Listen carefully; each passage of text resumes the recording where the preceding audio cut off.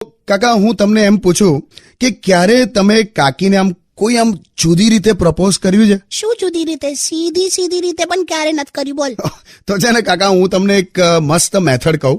હમણાં જ મેં એક ફિલ્મમાં જોયું કે ગર્લફ્રેન્ડને છે ને એક સરસ પાંજરું ગિફ્ટમાં આપવાનું. એની અંદર એક સરસ પક્ષી હોય અને પછી તમારે બંને કોઈ સરસ જગ્યાએ જવાનું અને ગર્લફ્રેન્ડને કહેવાનું કે પાંજરું ખોલી નાખ, એટલે પેલું પક્ષી પાંજરામાંથી એકદમ ફડફડાટ ઉડી જશે. એટલે બેઝિકલી તમે સિમ્બોલિકલી એને એની ફ્રીડમ ગિફ્ટમાં આપો છો એમ. વાવ યાર, આ તો કેટલું રોમેન્ટિક લાગે યાર. વાવ. આવું બધું કોણ પાંજરા ને પક્ષી બધું હોદે યાર? આપણા એરિયામાં એક જ પાંજરા વાળો છે જેની હાથે મારું બનતું જ નહીં. ભયંકર ડોબો માણસ છે. કેમ, શું થયું? એટલે આ ઉત્તરાયણ વખતે પેલું પક્ષી બચાવો અભિયાન ને એવું બધું ચાલે છે ને, ત્યારે મેં પાંજરું લેવા ગયેલો એની પાસે. મેં એને કીધું કે એક મોટું સરસ પાંજરું આપ મને. તો 15 મિનિટ શોધ્યા પછી એક નાનકડું